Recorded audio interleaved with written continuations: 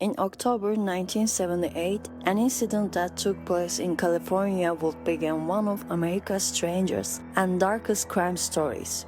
In those days, Synanon was still seen by many people as a respectable rehabilitation center, but its name suddenly became the center of national news. The target of the incident was an attorney known for the lawsuits and investigations he carried out against Synanon, Paul Morantz.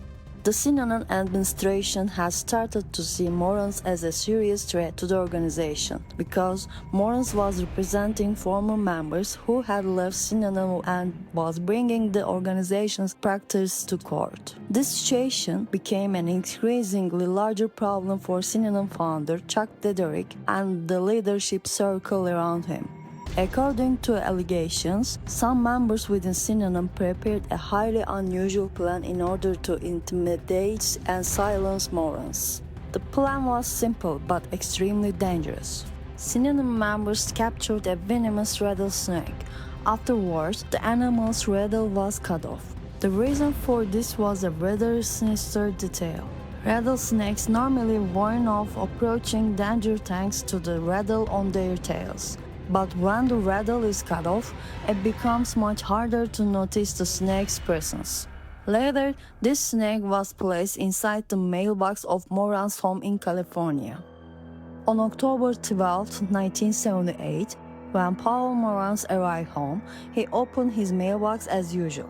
But the moment he reached his hand inside, the snake attacked. The venomous bite struck Morantz's arm. Morantz was immediately taken to the hospital and managed to survive thanks to a long treatment process. But the incident was not only an attack, it was also become the beginning of a major scandal in America. Because as the police investigation progressed, it began to emerge that behind this attack there was not an individual attacker, but an organized structure. And this structure was none other than Synanon, which had once been founded as a rehabilitation center aiming to save addicts. This incident would soon become the beginning of a chain of developments that would reveal Synanon's dark side.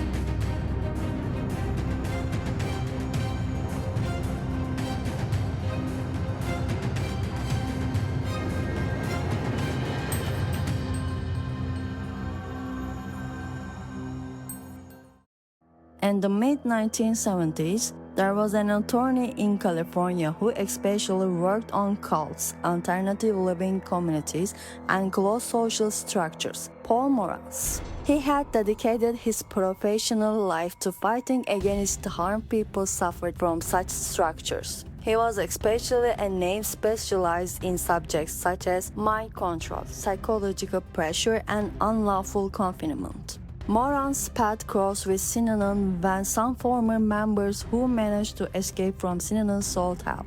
These people were saying that the organization had stopped being a rehabilitation center and had turned into a completely closed and oppressive order, that those who wanted to leave were threatened, cut off from their families, and held by force. The situation caught Morantz's attention because this was exactly his field of expertise: the violation of individuals' freedom by closed structures. Morantz began representing those who escaped from Synanon. Afterwards, he filed lawsuits against the organization regarding serious accusations such as unlawful confinement, separating children from their families, forcibly breaking up marriages, physical violence, and financial misconduct. These lawsuits increasingly cornered the organization's upper management, especially Synanon founder Chuck Dederich. For the organization, Morantz became not only a legal threat, but also a figure who could begin Synanon's collapse. It was even alleged that in Synanon's internal communications, Morantz was openly referred to as an enemy and that attack plans to silence him were discussed in the organization's internal meetings by the leadership cadre. As a result, Morantz became not just an attorney, but the most important external force threatening Synanon's authority. For this reason, he was chosen as a target, and the process leading to venomous snake attack we just described began. When Paul Morantz was bitten by the venomous snake and taken to the hospital, the incident at first glance appeared to be an unfortunate accident. However, within a short time some inconsistencies began to be noticed. The fact that the rattlesnake found in Morantz's mailbox had its rattle cut off showed that the incident could not have been an accident. This was a deliberate, professionally thought out attack. While treatment continued at the hospital, police began examining the scene, and when they saw the lawsuits Morantz had filed against Synanon, suspicions arose. Soon afterward, it began to be investigated whether there was an organized structure behind the incident. Meanwhile, a witness said that they had seen a suspicious vehicle near Morantz's house. When the vehicle's license plate was identified, critical information emerged. The plate belonged to a vehicle used by a member affiliated with Synanon. After this, police launched a large-scale investigation. A few days later, search warrants were issued for Synanon farms and facilities. The evidence found during the raids clearly revealed that the incident was not a random attack. The evidence found by the police included photographs and address information of Morantz, lists of members alleged to have planned the snake attack, notes regarding instructions for retaliation against enemies in Synanon upper management's internal correspondence, audio recordings and written documents containing violent orders, traces and training notes regarding the region where the snake was captured. Especially, the internal correspondence showed that the attack was not a coincidence. It had been carried out directly with the knowledge and approval of upper management. These findings suddenly expanded the investigation. After the police raids, the FBI also became involved and began evaluating whether Synanon may have been involved not only in one attack, but in organized criminal activities continuing for years. After this incident, Synanon's image completely collapsed. The structure that had previously been known as the successful rehabilitation community was now being referred to in the media as a dangerous cult. And some audio recordings found during the raids would reveal what the organization's leader, Chuck Dederich, had said regarding the incident. One of the most critical pieces of evidence seized after the police raids on Synanon facilities was audio recordings of speeches made by the organization's leader Dederich during internal meetings. These recordings clearly revealed what kind of structure Synanon had transformed into and what kind of mindset the leadership possessed. The language Dederich used in the recordings was surprisingly explicit. There were statements encouraging violence and proving that he was the direct planner of the attack. Some statements were as follows: "We will destroy our enemies, cripple them, break them. If we do not silence people like Morantz, they will prepare our end. We are no longer a rehabilitation center. We are in a war. If necessary, blood will be spilled. They will not be able to stop us." These sentences were proof that Synanon had now gone beyond being a treatment community and transformed into a completely militant, aggressive, and paranoid structure. The audio recordings also contains instructions for members to prepare enemy lists for those leaving the structure to be labeled as traitors, and for the use of force against any intervention coming from our side. Especially, this section became the turning point of the investigation. Dederich openly said the following regarding the snake sent to Morantz: "That lawyer will learn how to behave like a man. The snake we put in a box for him will educate him." This statement meant that he not only knew about the attack, but had given the orders for it. When these audio recordings emerged, There was no longer any defendable side of Synanon left for the media and the public opinion. Rehabilitation, therapy, community. All of it had long been left behind. Thanks to these recordings, prosecutors were able to direct accusations straight at Synanon's top-level administrators, and they played a key role in the later trials. After the venomous snake attack, the investigation conducted by both the police and the FBI progressed very rapidly. The evidence found, especially the audio recordings containing violent instructions from the leadership cadre, revealed that Synanon was no longer merely a suspicious community, but a structure directly carrying out organized criminal activities. After this evidence, the process was officially brought to court. The two Synanon members who physically carried out the attack were taken into custody and tried with the following charges: attempted murder, conspiracy, carrying out an armed and dangerous assault, but were found guilty and received prison sentences. With the emergence of the audio recordings, it could no longer be hidden that the names behind the attack were the organization's upper management. For this reason, the entire leadership cadre faced the following accusations: running a criminal organization, encouraging acts of violence, making decisions to attempt organized attacks, applying tactics of threats, intimidation, and coercion. Of course, the most critical name in these trials was the organization's founder, because his physical condition had worsened due to health problems and alcoholism. Dederich was not sent directly to prison. However, the court ruled that he was the planner and order giver of the crime. The sentence he received was as follows: lifetime probation, the condition of staying completely away from alcohol, the obligation to provide health and activity reports to the court every year, completely severing management relations with Synanon.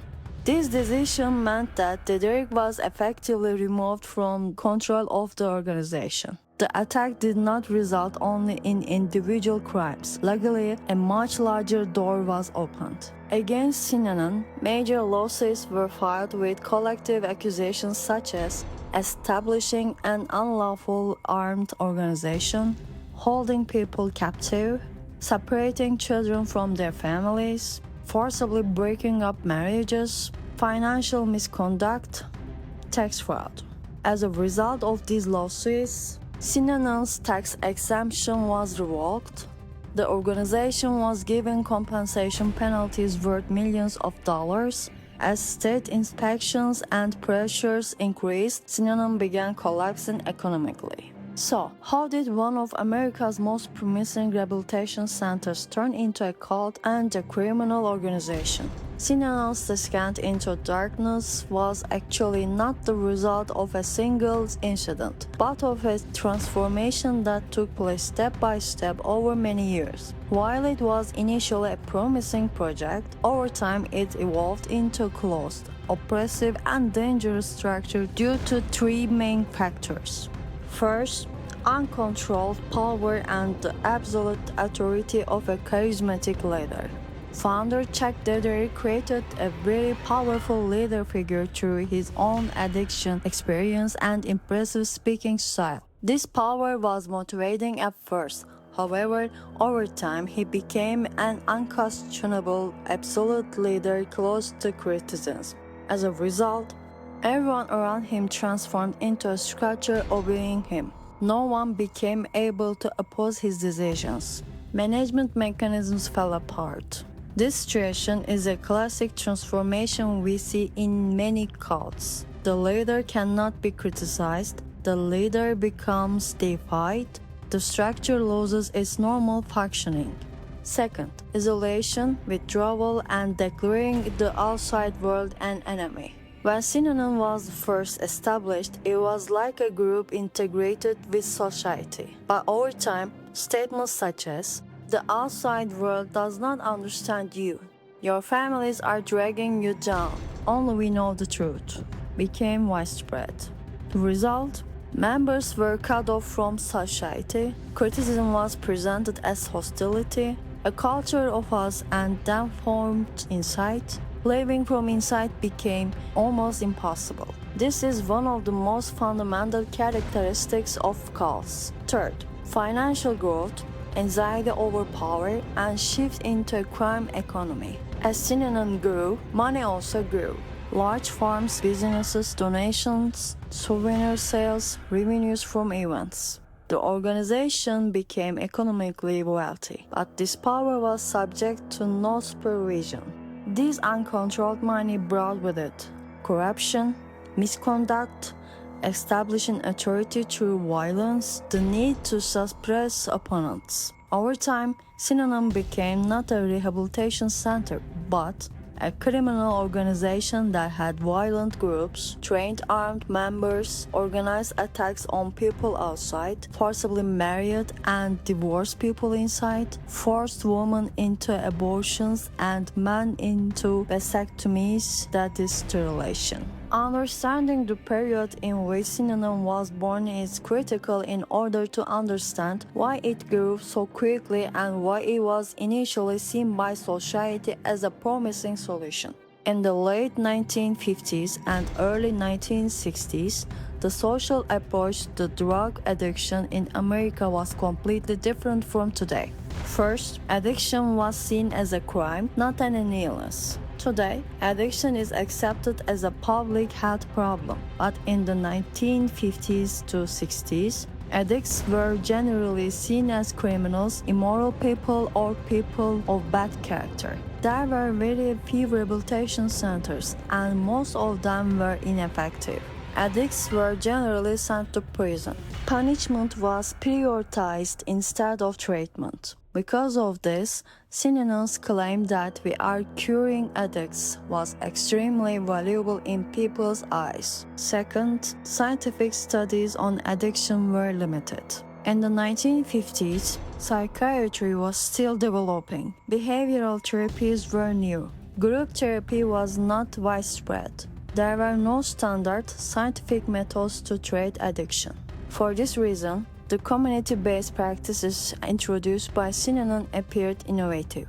Third, the rise of the Beat generation and counterculture movements. The 1960s were the middle of a major cultural break in America. Beatniks, hippies, counterculture movements, lifestyle themed around freedom, experience, and separation from society were among the factors increasing drug use. Addiction was perceived by society almost like a youth rebellion. Because of this, the search for new solutions against drugs grew.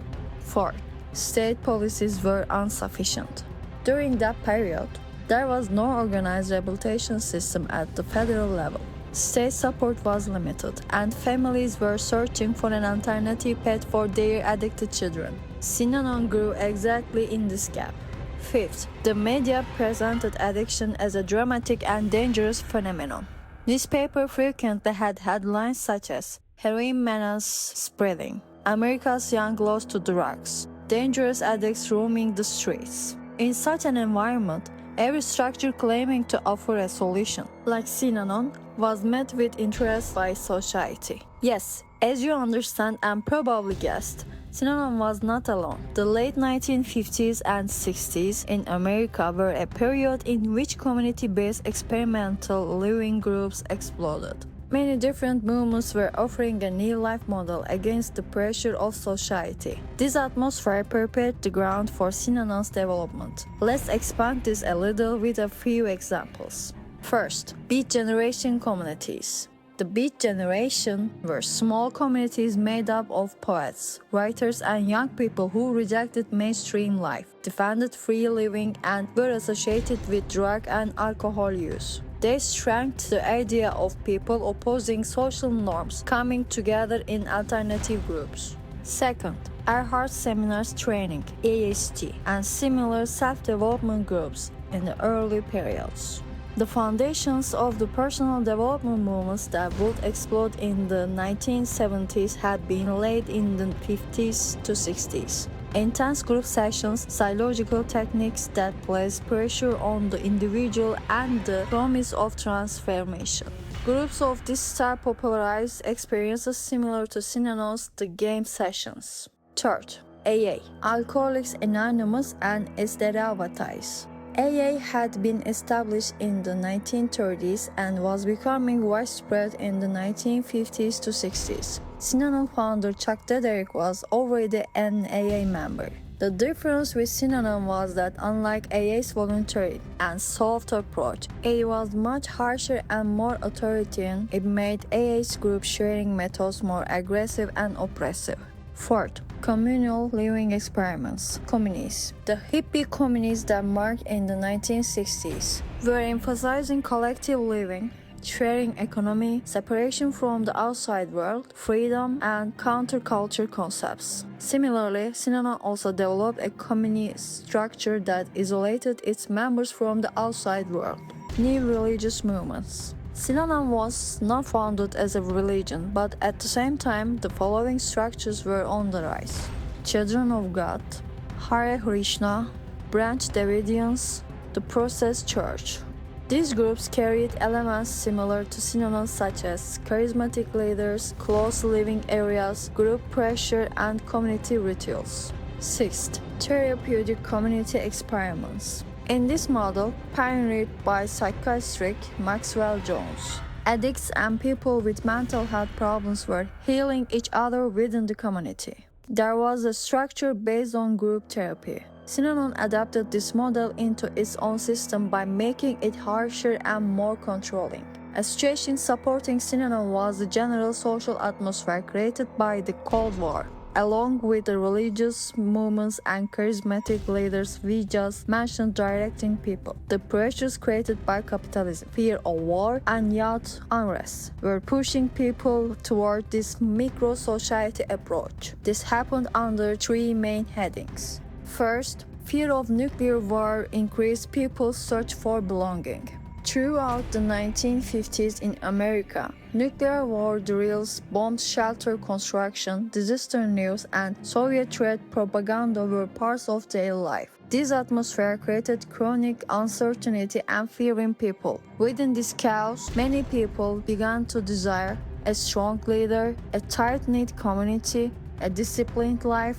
Synanon was promising exactly this. Second, fear of social disintegration. During the Cold War period, it was being said that the family structure was weakening. Young people were getting out of control. Drugs, crime, and alcohol were spreading, and that a moral collapse was taking place. Conservative families saw Synanon as a solution with its rehabilitation in exchange for strict discipline, model, and as an environment away from bad friends. Third, the need for trust. America had lost its trust. In the 1950s to 60s, the McCarthy-era witch hunts, CIA scandals, the Vietnam War, and university protests damaged the country's sense of trust. People were saying, this system is not working, we must find another way. Synanon's "we have our own society" approach filled this gap. As in many cults, this structure was largely a reflection of its leader's character. So in order to understand Synanon's story, the most critical name is Chuck Dederich. Chuck Dederich was born in America in 1913. He grew up in a middle-class family. In the early periods of his life, he was not a remarkable leader. On the contrary, he lived a rather disorganized and unstable life. During his youth and adulthood, he constantly changed jobs, could not build a long-term career, and struggled to find a clear direction in life. But his biggest problem was alcohol addiction. Dederich's life passed for years under the influence of alcohol. He lost jobs, his social relationships weakened, and his life gradually became uncontrollable. During this process, he hit rock bottom several times and eventually began searching for a solution. The turning point in Dederich's life was meeting Alcoholics Anonymous, AA. In AA, he participated in group therapy, learned experience sharing, and saw the power of community in fighting addiction. This experience left a very powerful effect on him. But at the same time, he realized something.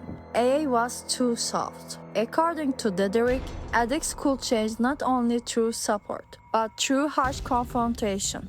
People needed to face the truth. Pressure and conflict were the key to change. This idea would later form the basis of Synanon's most controversial method, the game. Academically, Dederich did not have a very strong profile. He was not a psychologist or a doctor, but he was strong at observing human behavior. He could make impressive speeches. He had a natural talent for influencing and directing people. This made him not a classic expert, but a charismatic leader. Dederich's story can actually be summarized with this transformation. An unsuccessful and addicted individual healing within a community, discovering himself as a leader. But this transformation had a dark side. Over time, he began seeing himself not only as a leader, but as an authority with the power to change people. And this point formed the basis of Synanon's dangerous future transformation. This is also where the need to examine it psychologically and sociologically emerges. It is impossible to understand how and why Synanon grew so much without understanding Dederich. Synanon's spirit, method, and even its transition to the dark side were entirely an extension of Dederich's personality and attitudes. When Dederich spoke, he had a very direct, harsh, rule-breaking style that used street jargon. But at the same time, his speeches were energetic, captivating, blended with humor, and left an authoritative effect. While listening to him, people felt this man knows what he's talking about. Dederich openly told everyone that he was a man who had hit rock bottom because of alcoholism. He's saying, I was there. I came out of that darkness, created great power over people. It made him not a teacher, but an example. He had an authority born from his own suffering.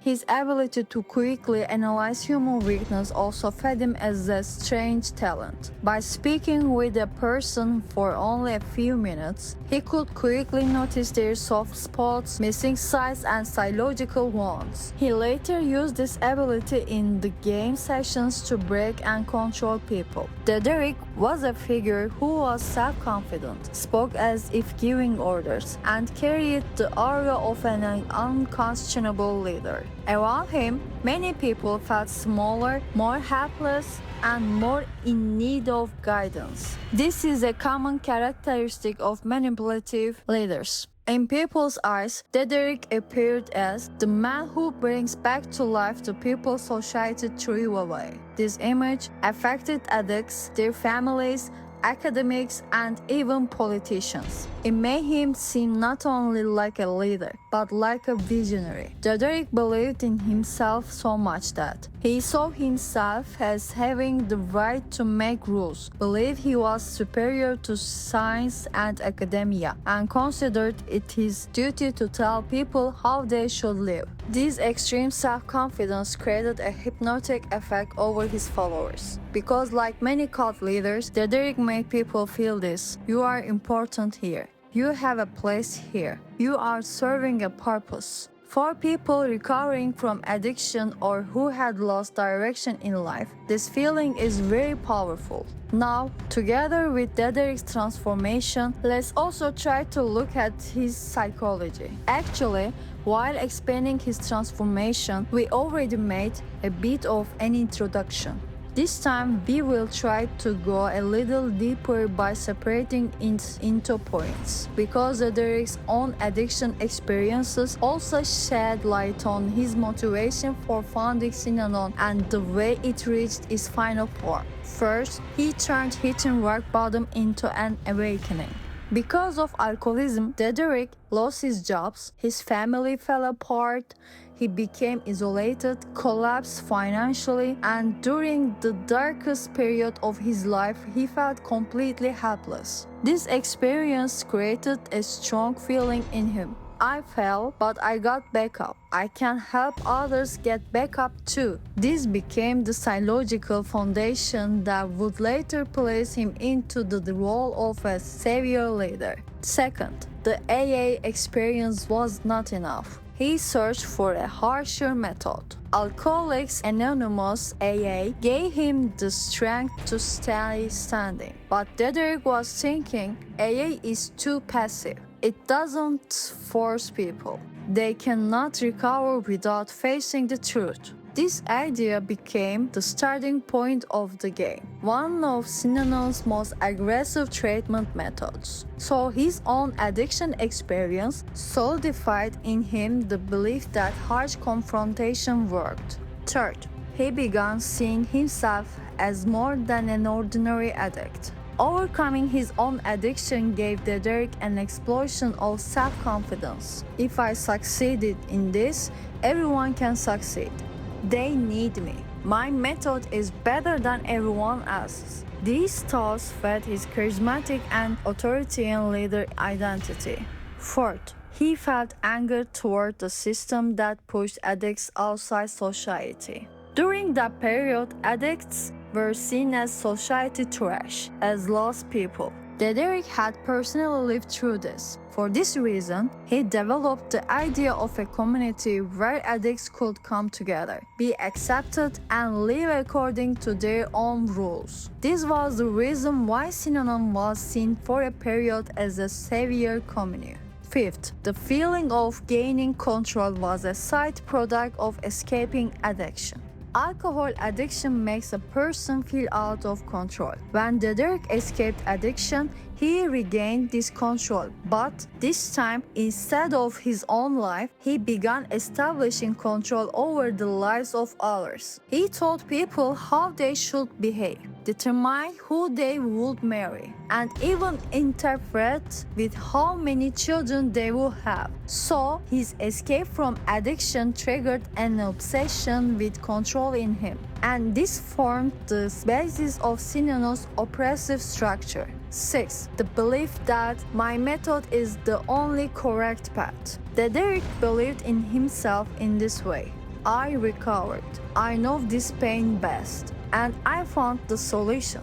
Over time, the belief transformed into I'm not a leader, I'm an authority. Thus, Synanon became not a community, but a system of obedience. Before moving on to Synanon's structure, we ask you to subscribe to the channel and leave a comment. We are a new and growing channel. Please do not withhold your support. As you can appreciate, the reward for effort is your support. If you like our topics and style of presentation, do not forget to subscribe and turn on the notification bell. After this small reminder, let's continue. Synanon was officially a community founded in 1958 in Santa Monica, California. At the beginning, its purpose was very clear: to implement a harsh rehabilitation model by isolating drug addicts from society. In this first form, Synanon was quite innovative for that period and was even seen by some circles as a revolutionary project.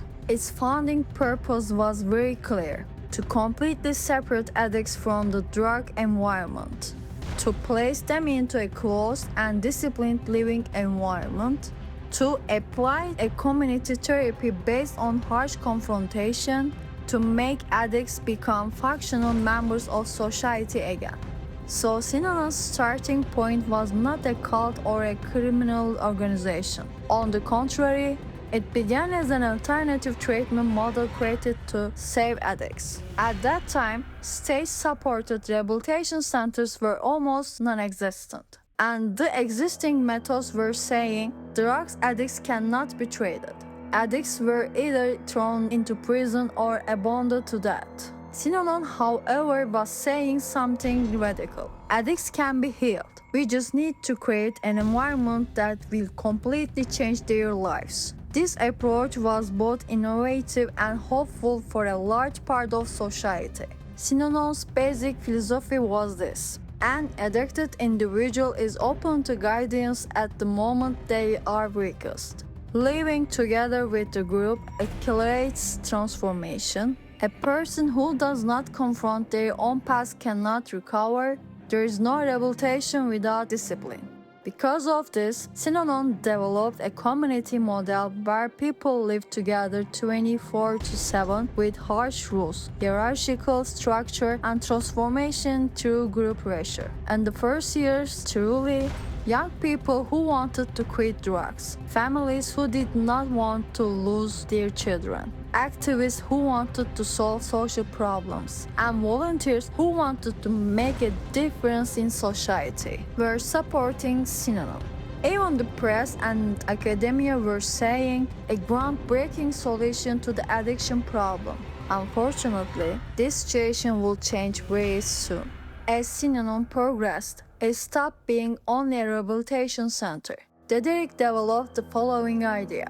We are not only healing addicts, we are creating a new model of human. Over time, this idea led to the birth of a micro-society with its own rules, its own culture, and its own imposed lifestyle. This is the first sign of Synanon's later behaving like a cult. Synanon's first members were mostly young people and homeless individuals living in California in the late 1950s who were struggling with severe drug addiction. Many of them were completely desperate because at that time there were hardly any proper treatment options in America. Hospitals did not accept them, and state institutions saw them as troublemakers. Chuck Dederich first invited a few addicts into this community, which began in a small apartment in Santa Monica. Among these people were heroin-using street youth, alcohol addicts, and adults excluded from society. So what attracted them to Synanon? At that time, there was no free, continuous communal living program for addicts. Synanon was offering this. There was a strict but warm sense of community. For the first time, they felt not like rejected people, but like part of a group. Dederich's statement, "I was like you too, I'm recovered. You can recover too," was a powerful attraction, especially for addicts searching for hope. In its first years, Synanon truly offered a sincere rehabilitation environment and accepted everyone without judging them. For many people, this place meant a family, a new beginning, a second chance. For this reason, Synanon's first members turned towards Synanon not only out of desperation, but also from a search for an alternative from the hope of building a new life. In Synanon's first years, financing was also extremely limited. The structure depended entirely on donations, volunteer support, and the labor of the members themselves. At the beginning, Chuck Dederich and the first members placed their own belongings, furniture, and even food into a shared pool.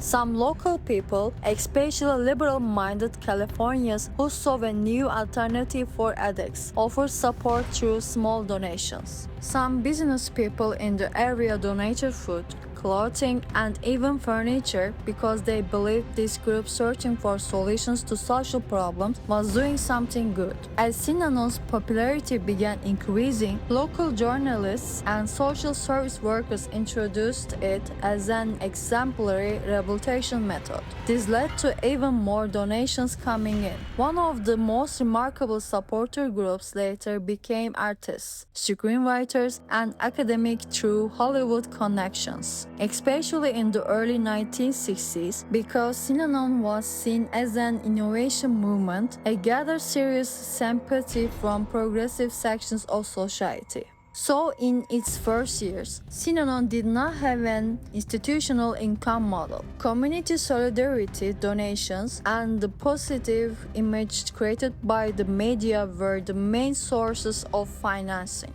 By the end of the 1960s and the beginning of the 1970s, however, as Synanon rapidly grew and began setting its own rules, control over members increased. Practices such as lifetime rehabilitation and interference in family arrangements began. Connections with the outside world were restricted, and pressure for discipline and obedience increased. the absolute authority of the leader, Chuck Dederich.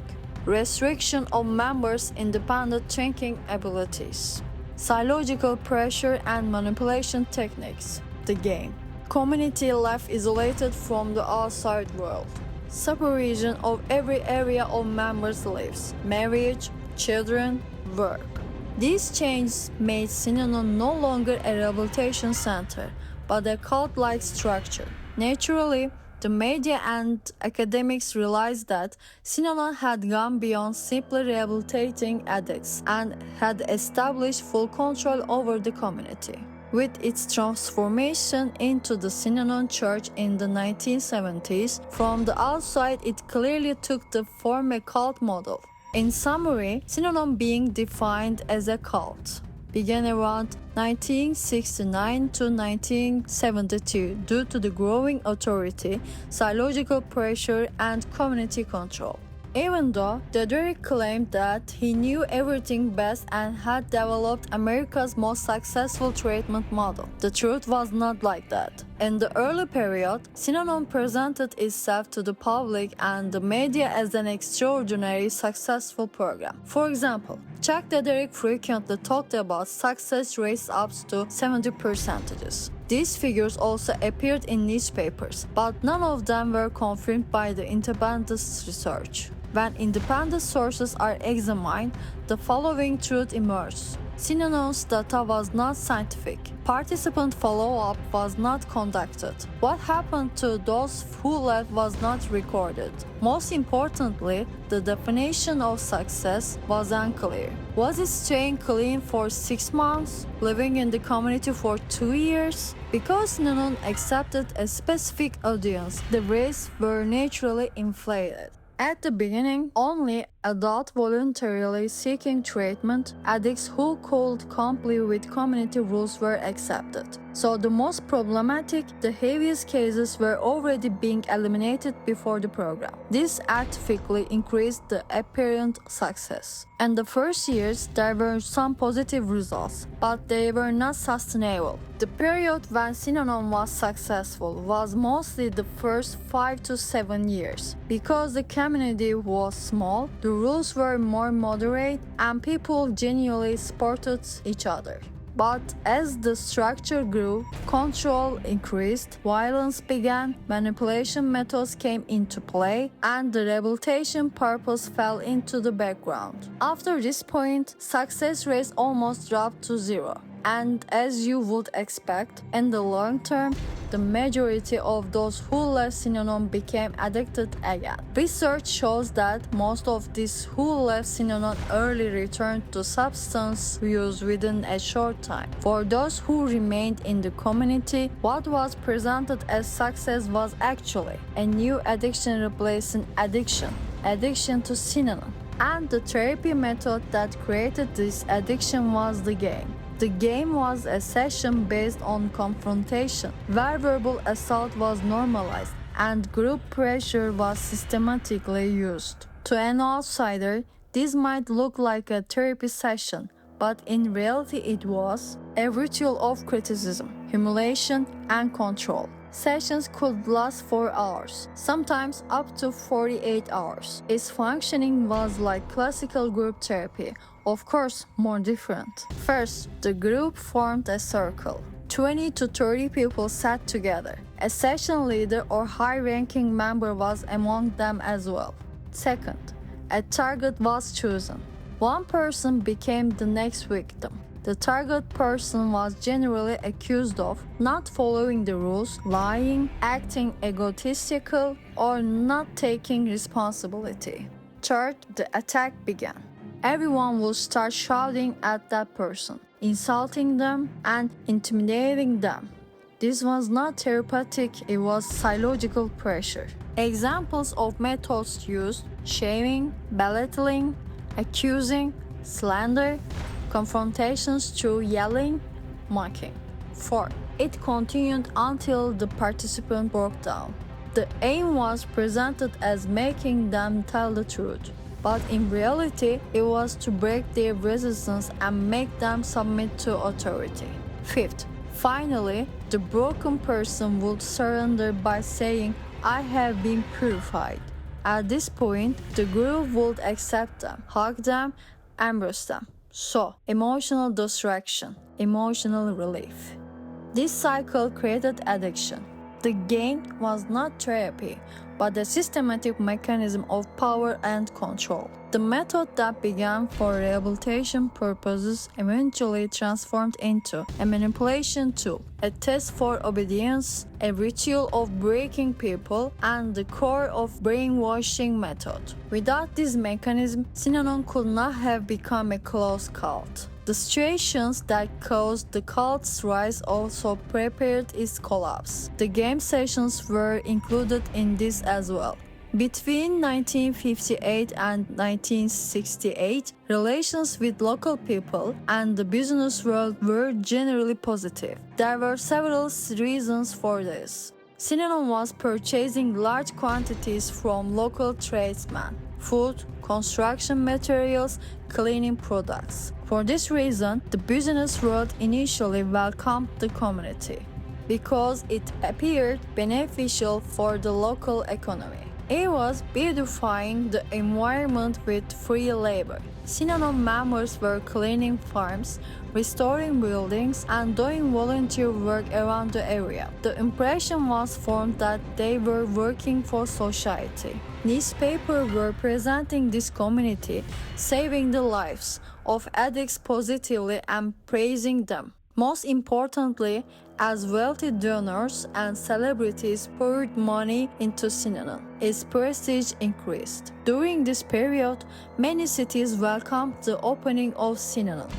The middle period, however, was the time when tension and suspicion began, meaning between 1968 to 1974. As the community grew and transformed into a controlling structure, relations with the surrounding environment began deteriorating.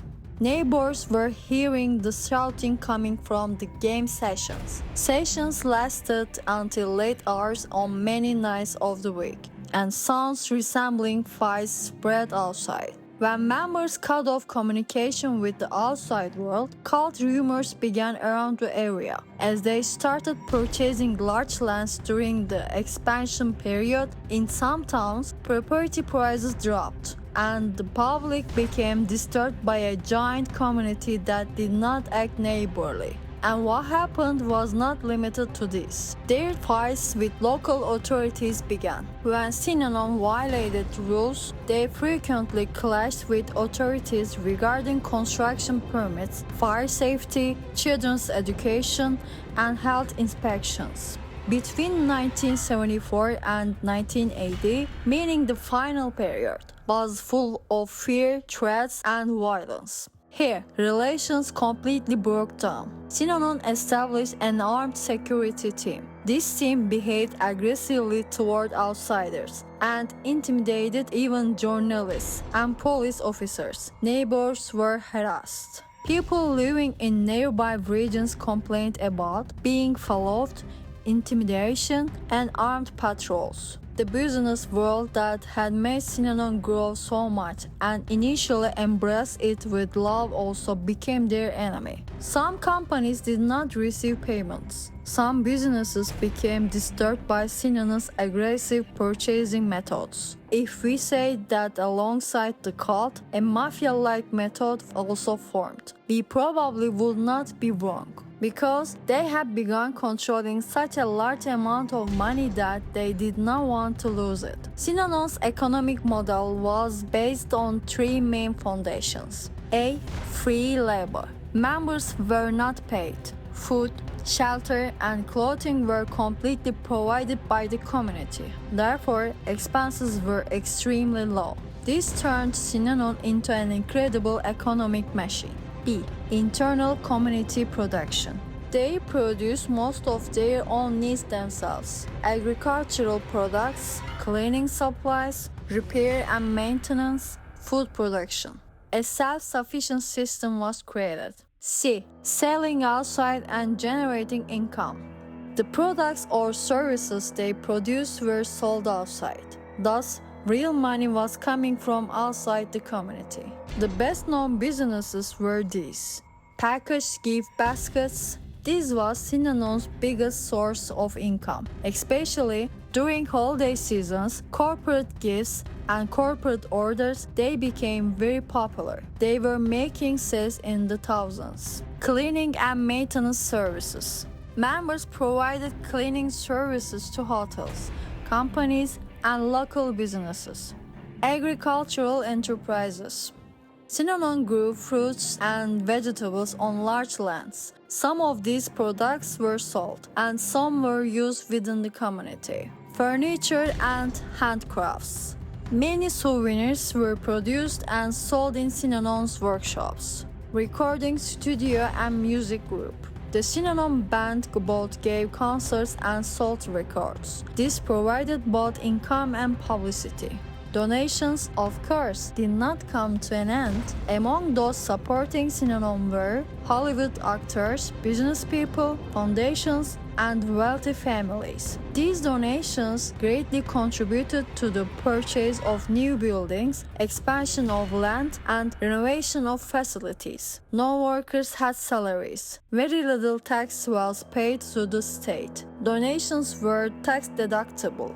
There were property tax exemptions, especially during the Synanon church period.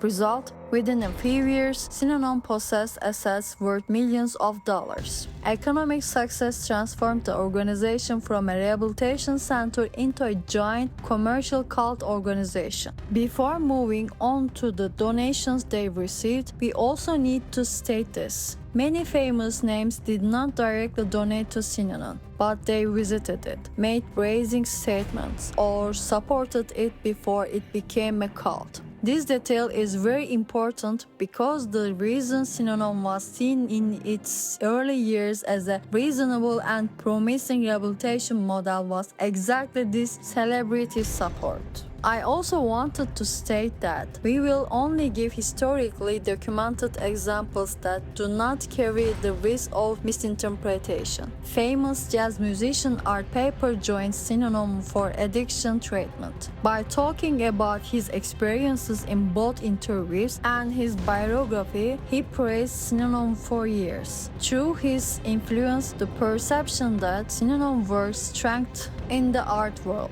This gave the organization serious prestige before it shifted into cult status. Steve Allen was one of the most influential media figures of his period with his talk show. He followed Synanon with curiosity in the early period, featured it on his program, and enabled it to be discussed publicly. This made a major contribution to the organization being recognized as an alternative, progressive rehabilitation model. At the beginning of the 1960s, among the institutions examining Synanon with the framework of a community-based addiction recovery model was the California Department of Mental Health. These examinations and public reports gave prestige to the organization. Note: this institution was not a donor. However, when positive expressions appeared in official examinations, its legitimacy in society increased. As we mentioned above, during the period when Synanon entered the gift basket business, some support teams and companies placed bulk orders with Synanon. Although this was not a direct donation, it meant economic support. It is known that the San Francisco Giants management ordered gifts from Synanon during special occasions. This had positive news about the community appear in the media.